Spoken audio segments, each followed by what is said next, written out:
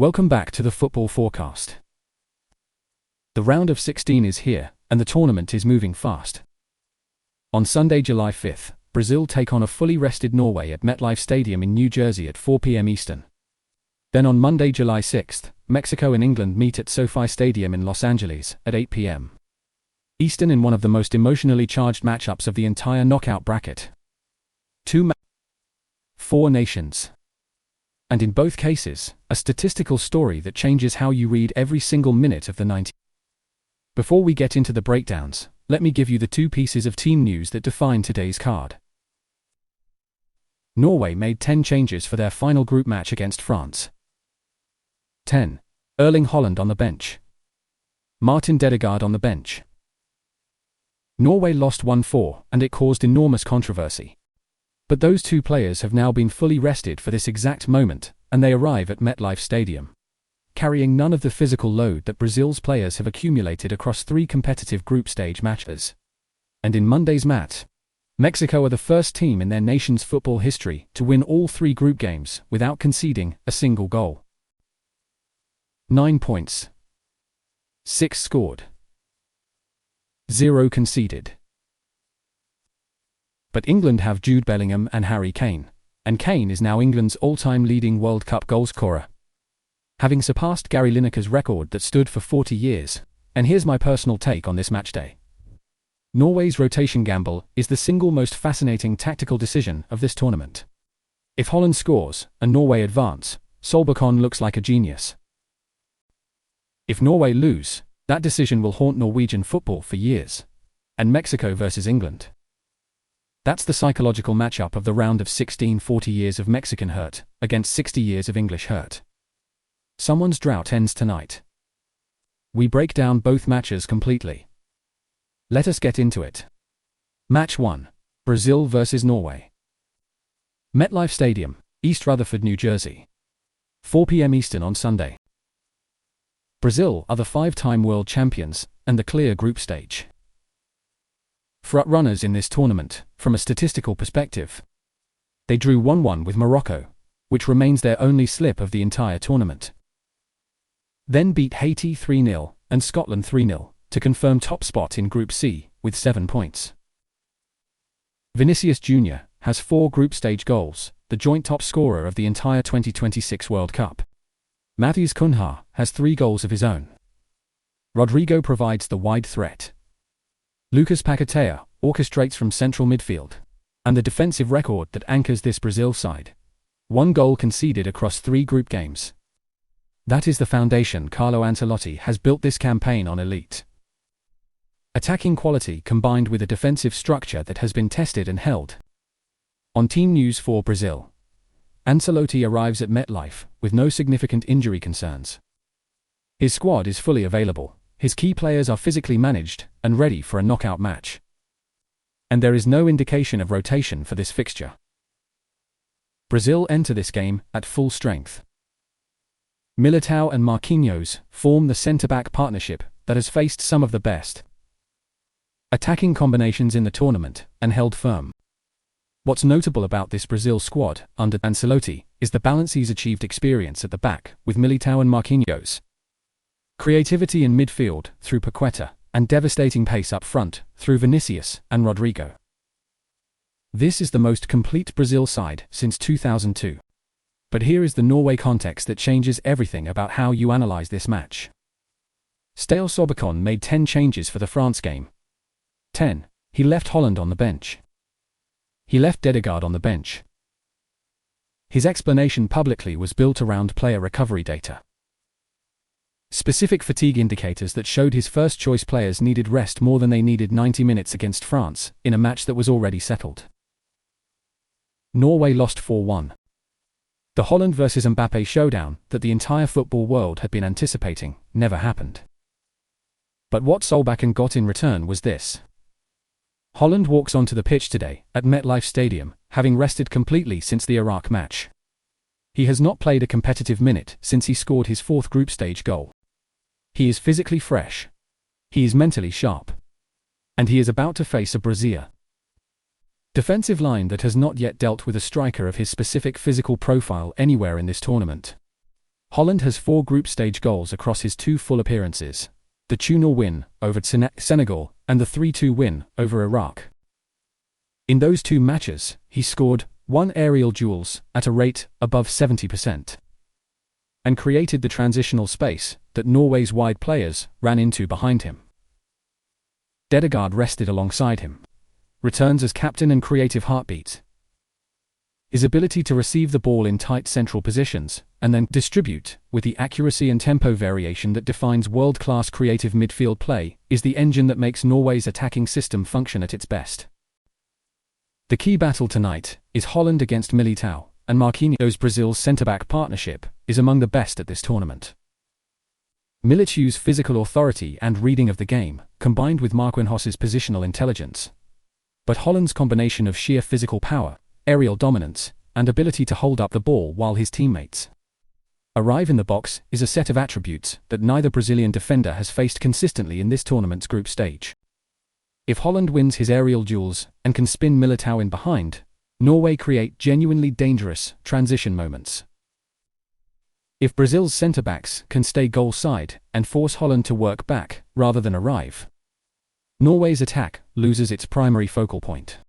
The tactical dynamic on Brazil's side is Vinícius Júnior against Norway's fullback on their right. Vinícius has scored 4 goals by consistently finding space behind defensive lines when Brazil transition quickly from midfield. And Norway's fullback will need to track his movement without losing position for the duration of the 90 minutes. If Norway's fullback follows Vinícius too closely, the space behind him opens for Rodrygo's diagonal runs. If he drops to protect the space, Vinícius receives the ball with time to turn and create. One thing I'll be watching closely: Norway's wide players tracking back. Brazil's fullbacks push high, and if Norway's wingers don't track them, Brazil will create overloads on both flanks. That's where the game could be won or lost. Head-to-head, these 2 nations have met 3 times in friendlies. Brazil won 2, Norway won 1. No World Cup history exists between them. Our assessment: Brazil have the superior squad depth, the better defensive record, and the home continent tournament experience that makes them the stronger side on paper. But Norway's deliberate rest strategy has produced a completely fresh version of their most dangerous attacking partnership. And Haaland in a knockout match against a defense he has not yet faced is a genuinely unpredictable force. Brazil win this 2-1 is the most likely outcome. Vinícius scores. Haaland gets his one clear chance and converts, but Brazil's quality tells in the final 30 minutes. This will not be comfortable for the 5-time champions. Now let us move to match 2. Mexico vs England. SoFi Stadium, Los Angeles. 8 p.m. Eastern on Monday. This match carries more historical weight than any other in the round of 16, from Mexico's perspective. They have not reached a World Cup quarter-final since 1986, 40 years, and every generation of Mexican football has ended at this same stage. The round of 16 has been the ceiling. But this Mexico side is statistically different from every previous generation that hit that ceiling. 9 points. 6 goals scored. 0 conceded. 3 wins from 3. The first Mexican team in the history of the FIFA World Cup to achieve a perfect group stage. Javier Aguirre has built the most defensively reliable and tactically consistent Mexico side that has reached this stage in decades. On team news for Mexico, Aguirre arrives at SoFi with his full squad available. Raúl Jiménez leads the attack with 2 group stage goals and the hold-up quality that links Mexico's midfield to their forward play. Hirving Lozano provides the directness and the dribbling threat from the wide right channel. Edson Alvarez, in defensive midfield, is the tactical cornerstone around which Mexico's press and recovery structure is built. His ability to win second balls and distribute quickly makes him the most important single player in Mexico's system. Luis Romo scored the winner against South Korea and has been Mexico's most dynamic ball carrier from midfield. And in goal, Guillermo Ochoa, at 40 years old, is making his 6th World Cup appearance, a historical achievement matched by only a handful of players in the entire history of the game. Ochoa's penalty-stopping ability and his command of his penalty area have defined Mexico's goalless record.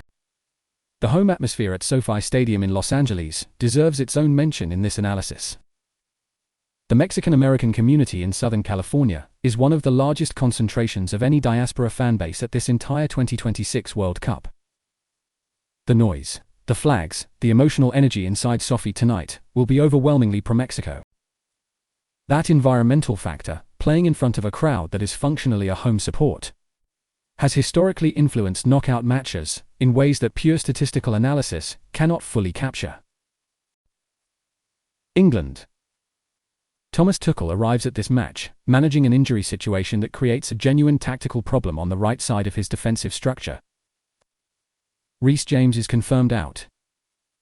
He was unavailable for the Panama match and has not recovered.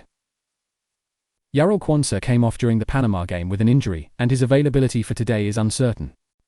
The right back and right centre-back positions that James and Quansah were supposed to anchor are now the area of England's defensive lineup that Mexico's coaching staff will have studied most closely. Jed Spence came on as Quansah's replacement against Panama, and if Quansah cannot start, Spence gets the role against one of the most tactically intelligent high-press systems at this tournament. But England's attacking quality remains fully intact. Jude Bellingham is the most complete midfielder at this World Cup. His goals, his creativity, his pressing intensity, and his ability to arrive in the box from deep positions without being tracked make him the most dangerous individual. England have. Harry Kane's goal against Panama made him England's all-time leading World Cup goals. At this stage of a tournament, with that record and that motivation, Kane is a different kind of player than he is in a comfortable group stage match. Bukayo Saka, from the right, and the attacking options on England's bench, ES Watkins, Tony give Tuchel genuine alternatives when the game enters its final stages. What's fascinating about this England squad is Tuchel's ruthlessness in selection. He's left out players like Phil Foden and Trent Alexander-Arnold, players who would walk into almost any other national team.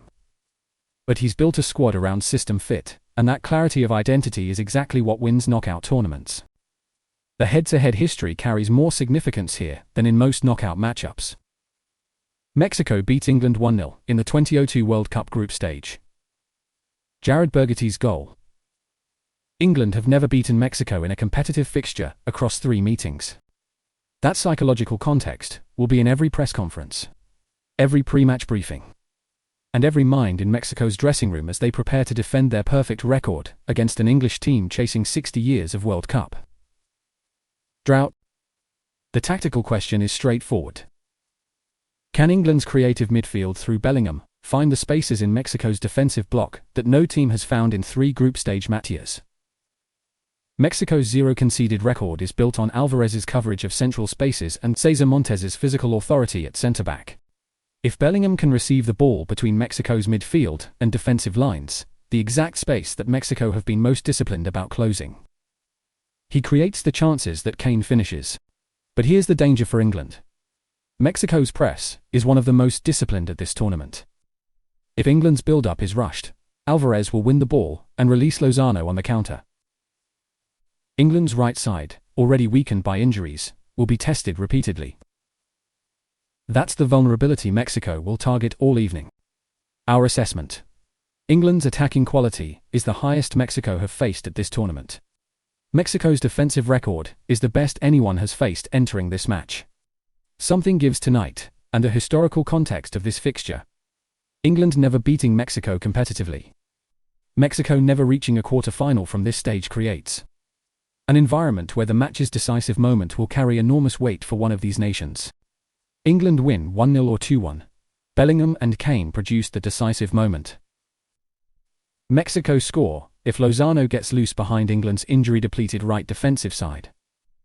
But England's advance, and Mexico's 40-year wait, extends further. 2 round of 16 matches that could not be more different in atmosphere or statistical dynamic. Brazil and Norway, the freshest attacking force at this tournament, meeting the most statistically complete South American side. Mexico and England, perfect defensive record versus historical drought. 40 years of quarterfinal ceiling versus 60 years without the trophy. Drop a comment below right now. Who wins Brazil versus Norway, and does Haaland's freshness advantage make the difference against Vinícius and the 5-time champions? And in Monday's match, does England's quality finally break Mexico's perfect defensive record? Or does Ochoa deliver another legendary performance, and Mexico's war holds for 40 more minutes of history? Hit subscribe right now, and turn on the notification bell. The quarterfinals are forming, and we are covering every single match in full. Follow us on all our socials for live score updates and post-match reaction across the weekend. This is the Football Forecast. See you in the next one.